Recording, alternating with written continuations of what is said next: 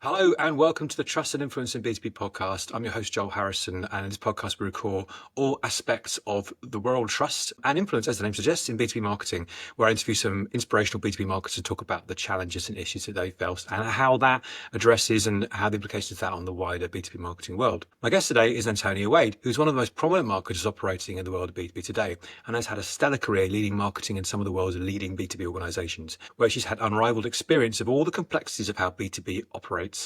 She's an inspirational leader, published author, and seems more comfortable than most as a prominent company spokesperson than certainly many of her peers.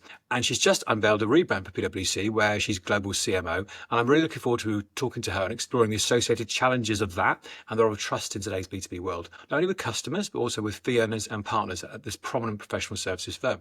Antonia, welcome. Thank you very much. Thanks for having me. I appreciate you taking the time. So we're really hot off the press of this rebrand. This happened, what is it, last week or the week before? Is that right? It was last week, and we're thinking about it more as a revitalization of PwC's brand. Because one of the things that was was very interesting about it was how do we send a signal to the market that PwC can offer a broader and more relevant range of capabilities than perhaps people expect from PwC, but without losing all of the trust and credibility of our heritage. And we're also not an entirely different business because some of the services we offer we've been offering for over 100 years.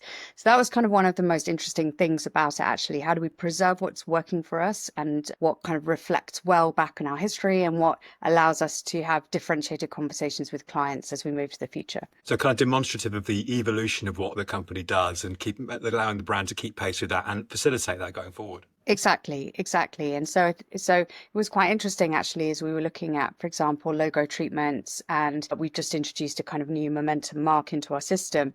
You know, you could really tell the point at which it had gone too far and we started to look like, I don't know, some sort of bank aimed at teenagers or something. And so, you sort of really do get a sense of, well, actually, this doesn't really feel like PwC anymore. And for a brand like ours, creating that credibility gap is actually bad for brand and bad for business, because we are a business where credibility is actually part of our core value. And credibility and trust go hand in hand. And I understand them right in saying that the emphasis was to position PwC at the forefront of change. So, as you said, it's about new clients and old clients, but maintaining trust throughout that journey with all that audience is critical. Am I right? Right. And our brand platform is all around how we are a catalyst for momentum. And momentum was an interesting one because we do know all of our clients having to move. We've got AI, we've got climate change, we've got geopolitics. There are things happening in the world. It's not that our clients are static and waiting for a professional services company to come in and show them the way forward. But what we heard from our clients is that what PwC does is bring confidence and conviction, whether that's in the numbers, whether it's making sure that we give them a really honest perspective on who to do big transformations with and how to get it done. So across all of that spectrum, because we have quite a diverse portfolio of capabilities in PwC, we felt like being a catalyst for momentum actually really helped us across all lines of business to be able to showcase the heritage of what we have, but also the promise of what's to come at PwC. It's an agile world we're operating in. So tell us a little bit about the mechanics of that, just to delve into that. So it formally was announced, did I say last week? And then presumably you've been talking to internal members of the team and the partners, etc., for a while now. Is that correct? That's right. So it started with making a case for change, and a brand is always something that people feel quite emotional and passionate about because it's why you join a company. And I came into an organization where I believed that we were losing consideration, where we'd become very inconsistent with how we executed against the brand, and that it really wasn't working hard enough for us, for our client partners to go out and have the conversations that they needed to have with clients. But making that case for change, when we've got thousands of partners, all of whom basically own the brand, was a fairly extensive process. And we relied a lot on market insights and client insights and feedback from our people internally. And I think one of the things that will really set us up for success is we always saw this as a sort of three parts of one program. So there's a client experience piece of it, there's a people experience piece of it, and then there's obviously the market experience of it. So I've been collaborating with, our head of human resources and our head of clients and account management. And so all three pieces came together because what we recognized is that your driving brand consideration or reconsideration is the sum of the parts of what your people your clients and the market think about you. And so shifting that would help us to then shift, who we could recruit, the types of clients we could have, the types of services we could offer, and indeed the role that we played in the world. So we were very keen to see it in that way, but that takes a bit longer, right? It's easier in some ways to put out a new logo, but to really make it kind of go deep into the heart of the organization, and really make it about ways of working, the types of people, culture, as well as about kind of the market presence, I think will make it more enduring. But of course, it takes a bit longer because you have even more people that you have to get bought in along the way. Do you have a kind of timeline for how long the process is going to take from here? Because I imagine, as you say, it's the deep rooted understanding and alignment of what the brand actually means and across the whole organization. Is that just an ongoing process from here? There's no end I to mean, that? it's ongoing. We've thought about it really as a 3-year program, but I think it'll be ongoing. But more that we wanted to give ourselves the flexibility, to keep reviewing, and I think that we will. Even I shouldn't say even, but just from a brand perspective, we will be looking to see, how are people responding to our advertising campaign? How are the various different countries using the new brand system? Other things we need to course correct, other things we need to tweak and change. But I would rather start and then take the data and use that as a way of informing what we do, as opposed to kind of putting some sort of time limit on it. I mean, some of the best brands in the world have been around unchanged for hundreds of years, and some companies need to rebrand more often. I think it just depends on the needs of your market and your clients. Do you think your audience, your internal audience, is potentially more skeptical than some in B2B? Because you're a lot of your people who work for your fee earners and upping that professional services space, and obviously there's a lot of kind of an audit function as well. Does that mean that marketing has to work harder to convince those individuals? Perhaps they're more numerate rather than visual, or more perhaps logical than emotional. Or is that just a trope? I think whenever you're at a senior level within marketing and you're doing a project of this sort of scale proportionately within your business, you have to recognize that you have to kind of appeal to the head and the heart of the whole organization, right? And, we took a very data-led approach, but we were also careful to bring in the visuals and get people excited along the journey as well. So I think you have to kind of have a bit of a mix of both. And, I've been into organizations before where I've seen marketing presentations look like finance presentation, and that doesn't sort of grab people by the heartstrings either. So there's definitely a sort of the right blend of getting those two things right. I actually think that in professional services, no, I mean, our people sounds cliche, like sounds wrong to say it, but like are our product. I mean, that is our offer to the market. There's wonderful expertise in our people. So in some ways, I actually think people kind of understand the importance of brand and client experience and loyalty more, because brand is not just a mechanism by which somebody will pick up the phone to you, but it is actually something that you embody, in the way in which you show up every day. And so actually, I think that in a way, people really understand that at some sort of level. Does that make my job easier? No, but it does take you to a slightly different starting point, perhaps, than if you were a kind of B2B product company, for example. So I like the fact that you use the word, the E word, the emotion word, which is often a challenging one in B2B marketing, but we all know it's implicit there. And I guess that's, and I guess that in terms of talking to the internal audience, perhaps not the fee earners, but more the kind of rank and file members of the audience, members of the employee base, I imagine that's pretty critical. So am I reading it right? It was using emotion, hearts and minds thing to then also then implicit trust that you're doing the right thing for the organization. And this is a platform for us to go forward. Yeah, and we thought quite a lot about our sort of brand personality of being bold, collaborative, and optimistic. And, I think that as well, it can be quite exciting for us internally, because some of those things are closer into who we are today, and some of them are a bit more of a stretch. And our advertising construct, which is basically PWC does X, so you can achieve whatever the outcome is for clients. And so you can is inherently all of those things. It's kind of bold, it's can do, it suggests collaboration because of the way in which the construct works. And it's inherently optimistic. And I think we're in a somewhat pessimistic category in professional services. There's a lot of doom laden, the world's about to end, so you have to sort of change your business. And so we're hoping that by being kind of positive and having that kind of solutions mindset, which is actually really core to why our clients choose to work for PwC rather than others. Quite often they say to us, it's not what you do, but it's how you do it, and it's who you are, and it's your approach to it. And so we've really tried to encapsulate that in the promise. So when I think about emotions in B2B for an organization like ours, I mean, it's very different. It's not about having giving people a bit of a wry chuckle or making people feel kind of moved. Actually, we're hoping that the emotion that we solicit with So You Can is this feeling of optimism. And that is an emotion too. It's just a more complex emotion. But actually, we also feel that because it's a more complex emotion, it will work on an organizational level as well as on an individual level, which means that that's important in B2B, right? You've got to engage with people at a personal level and at an organizational level. And I wonder sometimes when I see some B2B advertising where they've kind of really heavily leaned into the emotion. It's like, yeah, you're going to get the individual, but you might not get them in their kind of corporate persona. And actually the trick to it is how do you manage to solicit an emotion that's both. And I think going for the kind of more rudimentary emotions of humor and sadness, like that's fine, it's good, but it's probably not going to give you an enduring brand advertising program that will work at a human and a corporate level. Yeah, optimism is a really powerful lever, I suspect. It feels like we've come a long way from professional services firms trying to just position themselves as being staid and reliable and not going to let you down. You're trying to say something quite different here, which is really positive. Yeah, I mean, that's also part of it as well, though. I mean, we still know that our clients are looking for quality, they're looking for truthfulness, they're looking for trust.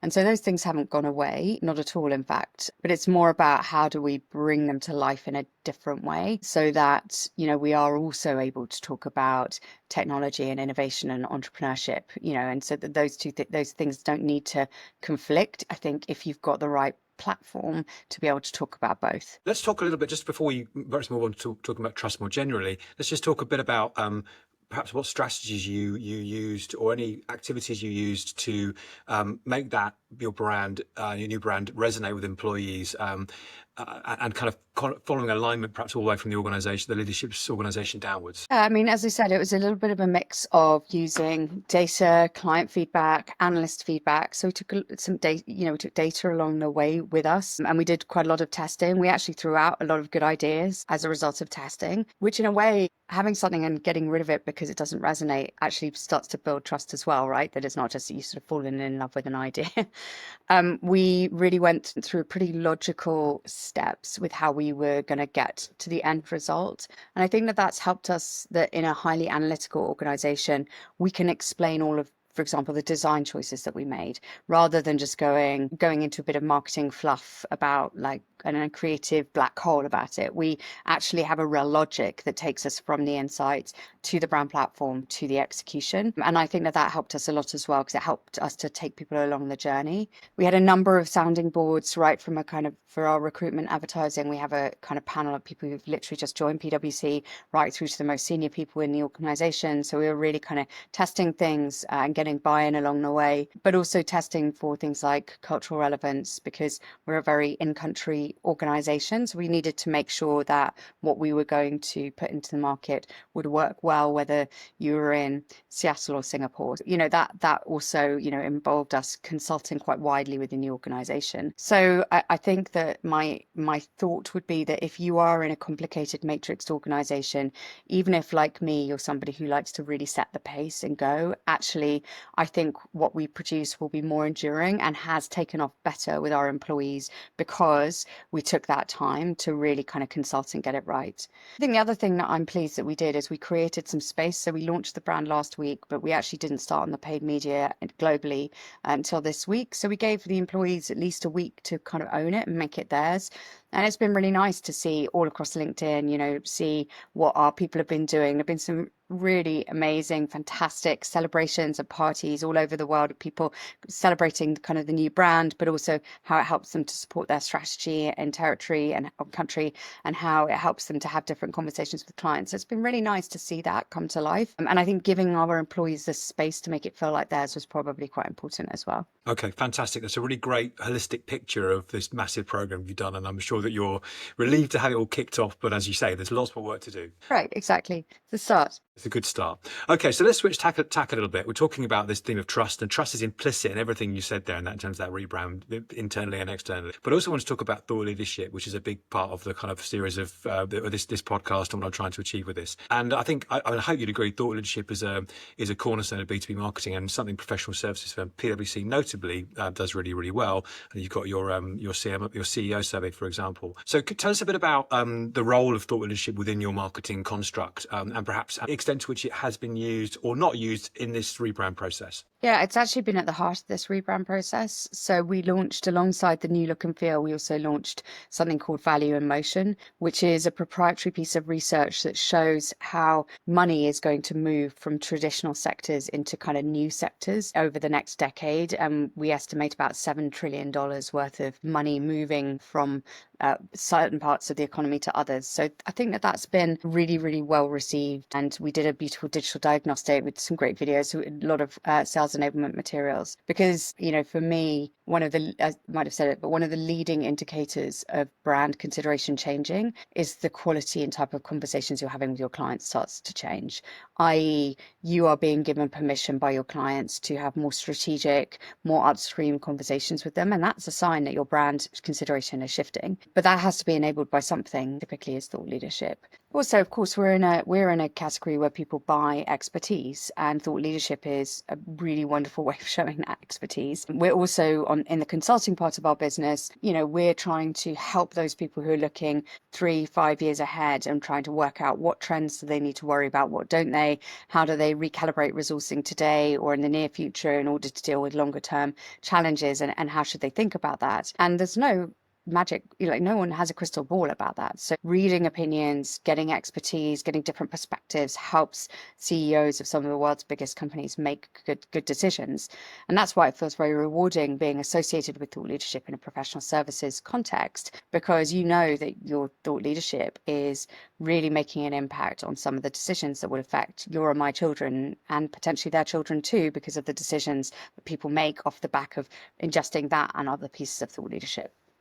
So it's really positioning you at the forefront of how the economy is changing, and then it's pivotal to how the organisation opportunities are going to present themselves in the future. You also mentioned within that, you talked about, just briefly mentioned sales enablement. So I'm taking from that actually your thought leadership is beyond just a brand piece. It's actually designed to filter all the way through the kind of the buying journey and play a role in every stage of the funnel, so, as it is. Yeah, I mean, professional services is somewhat unique in that your human channel is as effective, if not more, than your digital channels. And so therefore, we don't really see it in a sequential way, in the way that some other organizations see it, because it's just not how the mechanic of the relationships work. And so, yes, one of our clients might see it through, a paid promotion in The Economist, but as likely they're going to see it because their account manager has sent it to them with a really useful insight that's really highly relevant to their business. So, we don't think about it as a sequential, like they kind of got to go together, because those channels are sort of equal, if not the human channel being slightly more important. So it's not really sales enablement. We kind of think about it more in terms of relationship deepening versus sales enablement, because if you're showing thought leadership just with a mind to selling something, then it probably isn't very good thought leadership. You need to be able to link it to your business, because there's no point in having points of view and perspectives on things where you have no credibility or expertise. But to see it as in the same way that you might see proposal documents or sales materials supporting the sale of certain capabilities, we just don't think about it like that. So, Antonia, as we mentioned at the start, you're someone who's very visible as the CMO of PwC and a very effective advocate for the organisation. That's something which you're develop skills in, and you're clearly leaning into. Is that correct? I mean, I think about it on a number of levels. So first of all, recruiting great people is important for my team and the marketing teams around the world. So being able to showcase the brilliant opportunities you get as a marketer in PwC through the work that we do, I see that as part of my sort of quite formal remit, but I do think that that's an important role that I need to play in terms of helping us to attract great talent. But indeed, that kind of goes more broadly. I mean, even when we're working with agencies, we want them to give us the best people. And so, we just want to make sure that we're, always celebrating great work in the market. And of course, it's important for the team's pride and morale. I feel incredibly proud of, all of the awards we've been nominated for and got. I just think it's just such an incredible recognition for the team that the work that they're doing is at and beyond industry standard and has been recognized by their peers as being excellent. I think it's important for kind of pride and morale as well. But more broadly, I sit in PwC's kind of global leadership group, and it is part of my job to make sure that I am talking about the great work that we do at PwC in platforms where we have clients or influencers within that kind of buying group. And if I can play a role, as I said to somebody the other day, my role role as the chief marketing officer isn't just to do the big brand stuff, it's also to help you with the client conversations that you want to have. And so whether that's opening doors to new clients, whether that's taking part in roundtables and breakfasts, whether that's being on panels, making sure that I can help other people in PwC to create those relationships that will allow them to add more value to clients is, of course, also part of why I'm here. And have you faced any challenges doing that? Is that something which the organisation and the other members of leadership were very happy to do, or was that a cultural shift in terms of you being proactive and very visible in that front? No, I think that there's because of the things that we were talking about before, which is, we're expertise driven organization. Leadership's incredibly important. So it's welcomed from a PwC perspective when their experts go into the market and showcase expertise, because that, we want our people to be doing that. And of course, I'm part of that as well. So I think we have a really good culture of supporting people in doing it. If anything, you get more that people don't really enjoy doing it. And quite often I find my peers or people in my team are like, I don't really want to go and speak on that panel. I'm always really encouraging them to do it, because I think it's really, I think it's good for you. I think it's good for your networks. It's good for your career. It's good for your team over time. So for me, it's a really critical part of a marketeer's leadership journey, is to feel very comfortable representing the work and the organization externally. And that was the next question I was going to ask. I mean, do you think marketers should always be trying to lean into that? Because it's apparent you're comfortable doing this. I know myself as someone who was an editor previously and not someone who's used to standing up on stages. There's a threshold people have to go through sometimes to get to that point. Would you recommend all aspirational marketers to try and get comfortable being an advocate and a visible advocate for the organization? I mean, I think you owe it to your team and your organization to be able to do it. And so, of course, some people enjoy it more than others. I certainly didn't enjoy it at the beginning of my career, and I've coached and mentored lots of people who really haven't enjoyed it. And some people learn to love it and some people never will. But I do think that being present, being visible into the market in order to help support your team, to attract good talent, to be a good advocate for your organization. I mean, I kind of feel like that's sort of part of the job at a certain level. And so, yeah, I do think it's important. And yes, people don't really like it, but there are plenty of tools and training and whatever you can do to get used to it. So, Antonia, getting back to think about the rebrand, which is, as you say, ongoing, that's a big deal. It's a big investment. Tell us what it takes to engender the trust in the leadership of the organisation to make that investment and to follow through all the way into the market with that. Yeah, well, I think firstly, we talked a little bit about the case for change, but being very clear about what it is you're trying to accomplish, what are the objectives, what's the return on investment, how are you thinking about it, how are you approaching it? So making sure that people feel very comfortable about the kind of commercials behind what it is that you're doing. Secondly, being able to have the right kind of sort of councils and governance around you, so people feel comfortable that you're bringing the organization along with you, but also that you're getting the right level of inputs and insights, because we are a huge company and we are we're in so many countries in the world. How do we make sure we could really bring that voice into it? And so people were very keen to hear that. So having that kind of structure in place was important. Thirdly, being able to show some really great progress before we started on the brand work. So actually we had brought in account-based marketing as a pilot. We'd started to make really highly revenue generative campaigns. We had a light investment in brand related activities, and we've done some very interesting things with that. So for example, we signed a partnership with TED AI. So we were already starting to show the organization that we could make money, that we could be highly relevant to our clients, that we could work really well with the organization, and that we were innovating in a way that felt good for the organization. We'd sort of built a little platform, if you will, sort of successful projects that then helped to be the springboard onto that. And so I think it would be a combination of those three things: clear commercial case, having the right structure so you can really get good ideas from across the whole organization. People really can see how they've inputted into it, either see themselves reflected into it, or at least know that their ideas were carefully considered as part of that process and really brought along with. And then, not starting too early. I don't know that we'd have been able to do this on my first day. I think we needed to build into it and really build that trust and credibility within the organization that we could deliver commercial value, that we could deliver innovation, that we could deliver exceptional quality work, that we were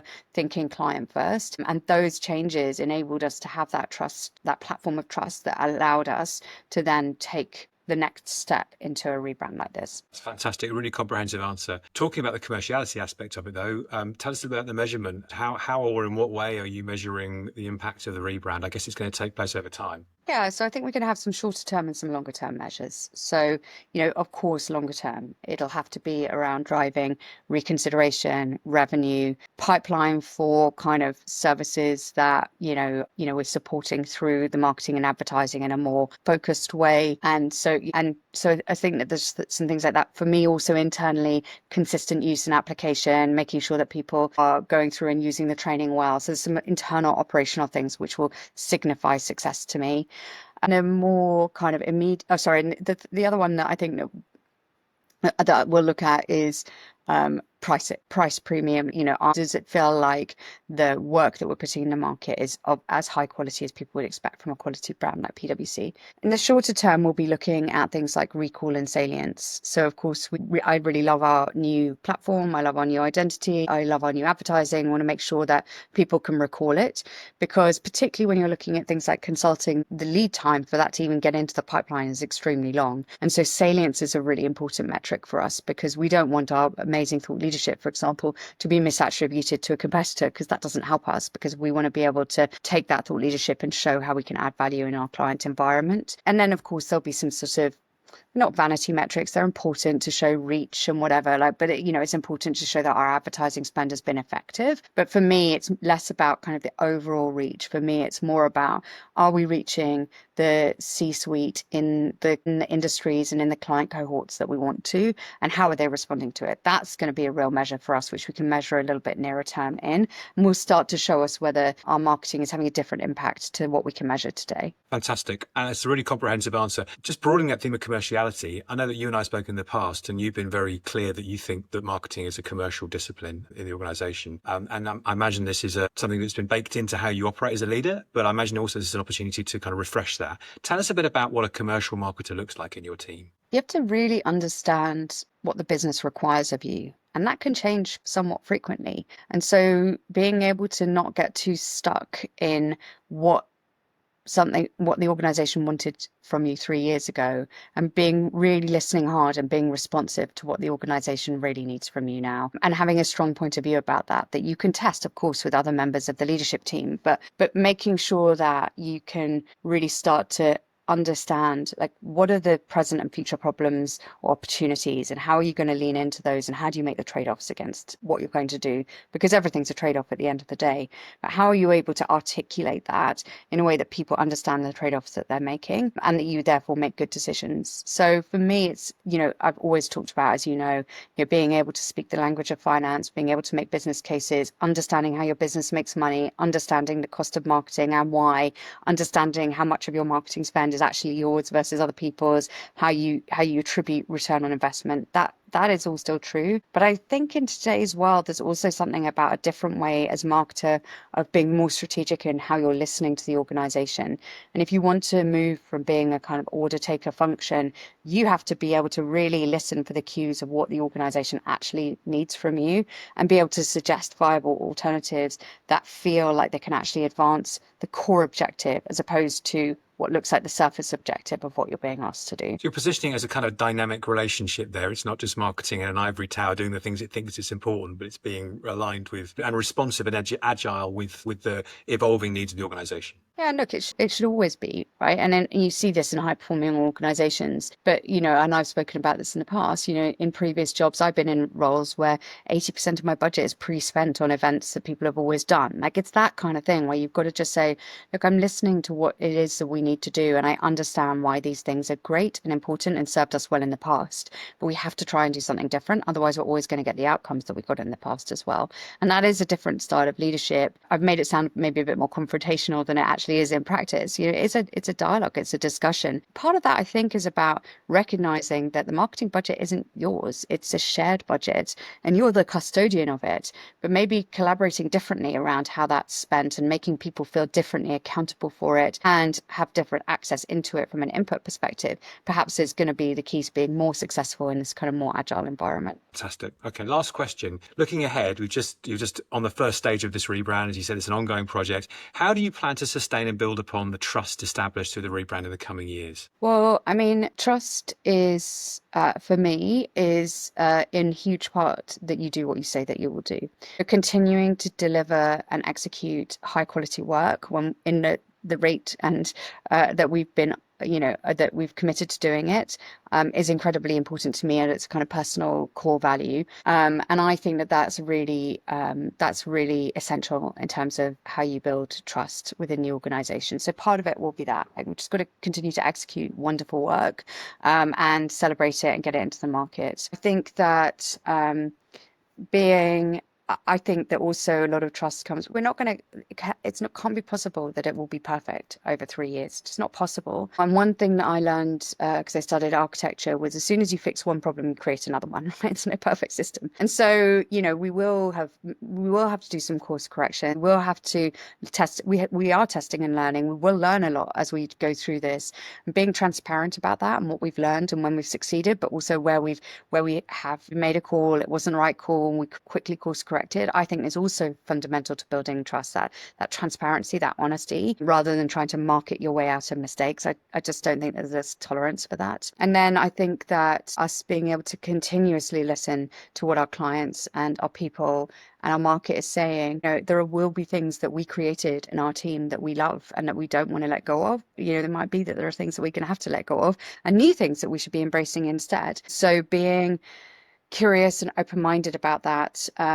It's harder when it's something that you've built than something that you're a custodian of. But I'm encouraging my team to be resilient as well as curious, and make sure that we continue to be really responsive to what it is that the client market needs. I mean, being irrelevant is the worst you can be in marketing. And so there's one thing about being trusted, but there's also something about being really highly relevant too. Antonia, those are fantastic answers to my questions. I've really enjoyed talking to you today, as I always do. So thanks so much for being part of the podcast. Thank you so much for having me. I've really enjoyed our conversation today. Thank you.